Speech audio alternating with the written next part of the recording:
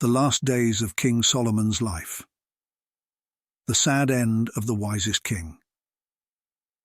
King Solomon, often hailed as the wisest man to have ever lived, was blessed by God with unparalleled wisdom, immense wealth, and great power. But what really happened to this extraordinary king?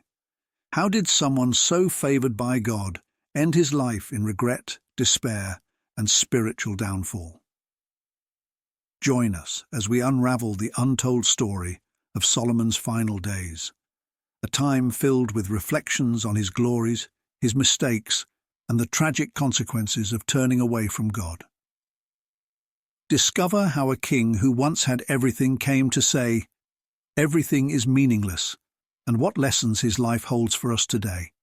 In this powerful journey, we'll explore what we can learn from Solomon's mistakes and how we can avoid the traps that led him astray. This isn't just the story of a king, it's a story that mirrors the struggles we all face: pride, temptation, and the lure of worldly desires. If you find this story insightful, don't forget to hit the like button, subscribe to our channel, and click the notification bell so you never miss out on more life-changing stories. Your support helps us continue bringing powerful biblical insights straight to you. We'd love to hear from you. What struck you most about Solomon's journey? Share your thoughts in the comments below, and don't forget to spread these timeless lessons by sharing this video with friends and family. Now let's dive into the rise, fall, and heartbreaking end of Israel's wisest king. Solomon's reign began with great promise. As the son of David and Bathsheba, he was handpicked by God to succeed his father on the throne of Israel. His journey was marked by divine favor from the start. In 1 Kings 3:5, we read how the Lord appeared to Solomon in a dream, saying, "Ask for whatever you want me to give you." Solomon's request was simple but profound. In 1 Kings 3:9, he asked for an understanding heart to judge the people, so he could discern between good and evil. God was so pleased with Solomon's humble request that in 1 Kings 3:10-14, he not only gave Solomon wisdom, but also promised him great riches, honor, and long life, as long as he remained faithful to his commands. Solomon's wisdom was soon put to the test when two women came before him, both claiming to be the mother of the same child. His discerning judgment, recorded in 1 Kings 3:16-28, showcased his divine gift, leaving the people of Israel in awe of his insight. Solomon's fame spread far and wide, as 1 Kings 4:29-30 tells us. God gave Solomon wisdom and very great insight, and a breadth of understanding as measureless as the sand on the seashore. His wisdom surpassed all the wise men of the East and Egypt. He authored 3,000 proverbs and over 1,000 songs, covering life's mysteries, nature, leadership, and faith. One of the most famous encounters of his reign was with the Queen of Sheba. She travelled from afar to test Solomon's wisdom, and after seeing it firsthand, declared in 1 Kings 10:6-7, "Not even half was told me. In wisdom and wealth you have far exceeded the report I heard." But perhaps Solomon's crowning achievement was the construction of the Temple in Jerusalem, a project his father David had longed to complete. This temple, detailed in 1 Kings 6, was an architectural marvel, built from the finest materials and taking 7 years to finish. It became the spiritual heart of Israel, where God's presence dwelt among his people. When the temple was finally completed, Solomon led the nation in a prayer of dedication, acknowledging God's greatness. His heartfelt words, summarized in 1 Kings 8:23, declare, "Lord, the God of Israel, there is no God like you, in heaven above or on earth below." Despite such a glorious start, Solomon's story takes a tragic turn, and his ultimate downfall serves as a stark reminder for us today. So stay with us as we explore how a man of such promise fell into spiritual ruin, and what we can learn to avoid a similar fate. Let's get started. During King Solomon's reign, Israel reached unparalleled heights of wealth, power, and influence. His kingdom became a symbol of prosperity, drawing traders, scholars, and rulers from all over the ancient world. As described in 1 Kings 10:23 through 24, King Solomon was greater in riches and wisdom than all the other kings of the earth, and people from every corner sought an audience with him to hear the wisdom God had placed in his heart. Solomon's wealth was immeasurable. He controlled key trade routes connecting Egypt to Mesopotamia, bringing in gold, silver, ivory, apes, and peacocks from far-off lands. 1 Kings 10:22. Every 3 years his fleet of ships would return, laden with treasures, demonstrating the vast reach of his influence. In 1 Kings 10:14, we learn that Solomon's annual income in gold alone amounted to 666 talents, over 25 tons of gold every year. His throne was one of a kind, as described in 1 Kings 10:18 through 20. Made of ivory and overlaid with pure gold, it had 6 steps, each flanked by 12 lions. This lavish seat was a powerful symbol of Solomon's unmatched reign, with nothing like it in any other kingdom. His splendor extended beyond the throne. In 1 Kings 10:21, it is noted that all of Solomon's goblets were gold, and all the household articles in the palace of the Forest of Lebanon were pure gold. Nothing was made of silver, as silver was considered of little value during Solomon's days. This extravagant wealth reflects the extraordinary abundance of his rule, where even silver was seen as too common. Yet with great wealth came temptation.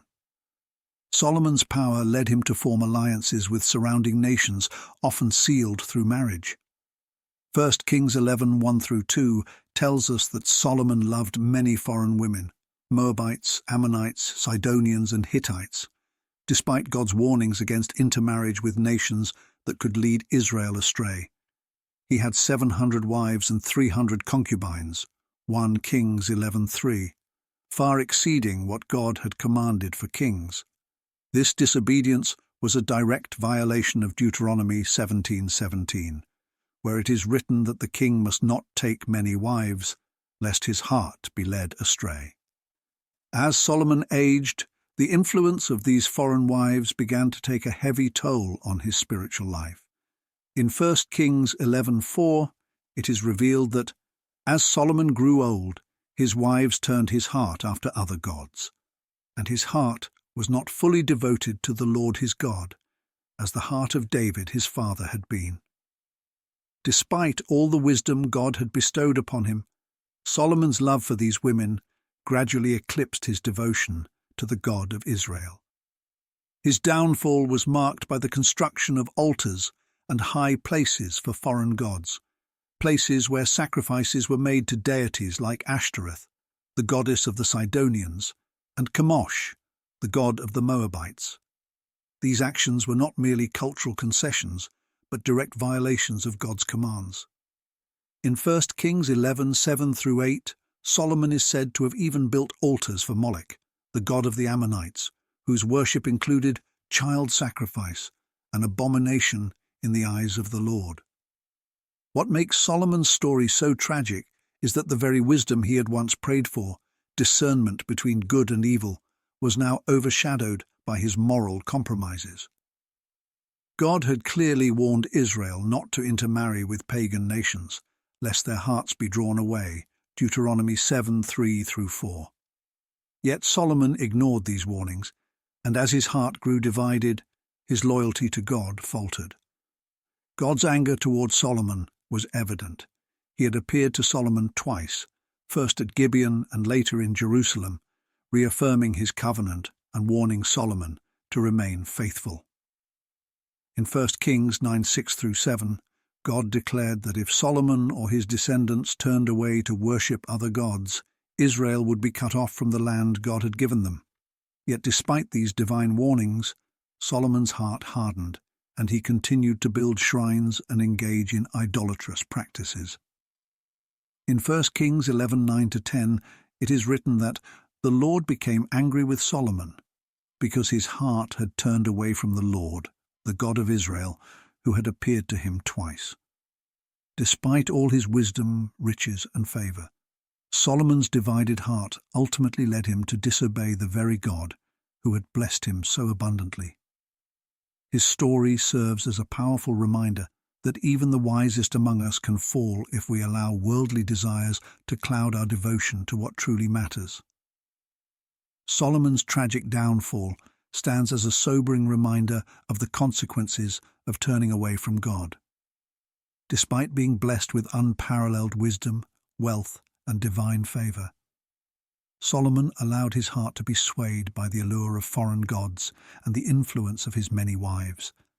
In exchange for their acceptance and the idols they worshipped, he traded his devotion to the Lord. In 1 Kings 11:11, God's judgment was pronounced.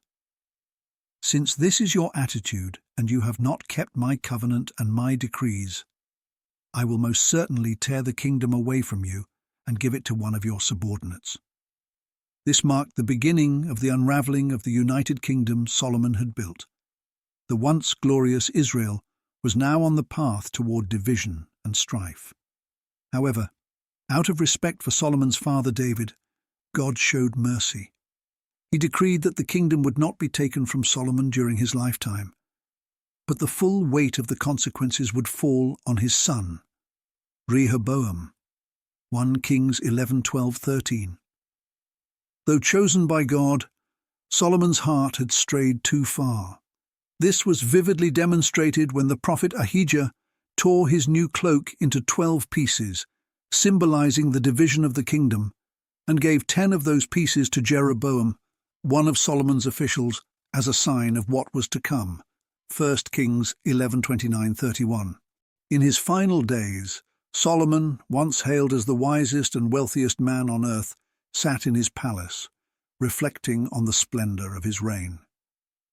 His life had been filled with remarkable achievements, wisdom that astonished nations, unimaginable wealth, and a kingdom that reached its zenith under his rule. But his last moments were marked not by the joy of those accomplishments, but by disobedience, regret, and a deep sense of loss. These reflections are poignantly captured in the book of Ecclesiastes, believed to be written during Solomon's later years. In Ecclesiastes 1:2, he laments, "Meaningless, meaningless, utterly meaningless. Everything is meaningless." These words echo the profound emptiness he felt as he looked back on a life that had wandered far from its original purpose. Though he possessed immense wisdom, he had lost sight of the God who had given him everything. Solomon likely recalled the day he dedicated the temple, a magnificent structure built to honor the Lord. He had prayed fervently for God's presence, and the Lord's glory had filled the temple, 1 Kings 8. But now, his heart was distant from those early days of devotion. In Ecclesiastes 2:10-11, he reflects on the vanity of his pursuits. "I denied myself nothing my eyes desired. I refused my heart no pleasure. Yet when I surveyed all that my hands had done, everything was meaningless, a chasing after the wind." Despite his vast wealth, grand palaces, and endless indulgences, Solomon found it all hollow in his later years. He had pursued every earthly pleasure, but had lost his spiritual direction. His once wise and discerning heart was now filled with the bitter realization that worldly achievements are meaningless without a connection to God. As Ecclesiastes 5:10 says, "Whoever loves money never has enough. Whoever loves wealth is never satisfied." Solomon had learned too late that no amount of wealth or pleasure could fill the void left by his drifting from God. In his youth, Solomon had walked closely with the Lord, even building the temple as a symbol of God's presence among his people. But over time, his alliances with foreign nations, numerous marriages, and idolatry had drawn him away.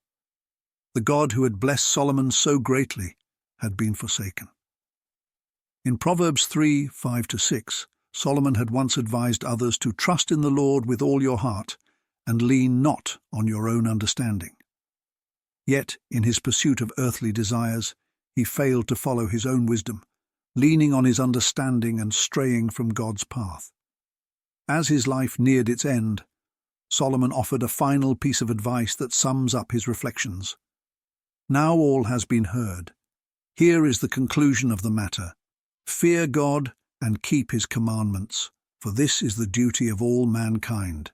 Ecclesiastes 12:13. Solomon's story is not just a cautionary tale of one man's fall. It is a reminder for all of us to keep our hearts focused on God, for everything else is fleeting and meaningless without him. Now all has been heard. Here is the conclusion of the matter. Fear God and keep his commandments, for this is the duty of all mankind. These powerful words, penned at the end of Solomon's life, encapsulate the profound realization he came to, that true fulfillment comes only through obedience to God. His final day was a sobering reminder of the transient nature of earthly pursuits. Despite being granted incredible gifts, Solomon squandered them by turning away from the Lord. In his last moments, he recognized that his wisdom, wealth, and power were meaningless without a heart dedicated to God. In Ecclesiastes 7:29, Solomon articulates a poignant truth. This only have I found. God created mankind upright, but they have gone in search of many schemes. The wisest man of his time had fallen victim to the very schemes he devised. His final reflections serve as a cautionary tale for anyone seeking fulfillment in the material world rather than in a relationship with God. Solomon's story is a sobering lesson on the significance of staying true to the Lord. His last day was not filled with celebration, but rather a deep contemplation of what he had lost. He started with immense promise, yet his later years were overshadowed by regret. The wisest king to ever live learned, albeit the hard way, that no amount of wealth, wisdom, or pleasure could replace a heart fully devoted to God. Let us take Solomon's final words to heart and remember that our true purpose lies not in the pursuit of earthly gains, but in fearing God and keeping his commandments. His legacy reminds us that life's greatest treasures are found not in what we accumulate, but in the relationship we maintain with our Creator. As we reflect on the last day of King Solomon's life, we see that it was not marked by the joy of victory, but by the sorrow of a life that had strayed from God. Let us learn from his mistakes. It's not how you start, but how you finish that truly matters. May we all strive to remain faithful to God until the very end. Thank you for watching. If you found this video enlightening, please like, subscribe, and share. Remember, true wisdom comes from following God with all your heart, mind, and soul.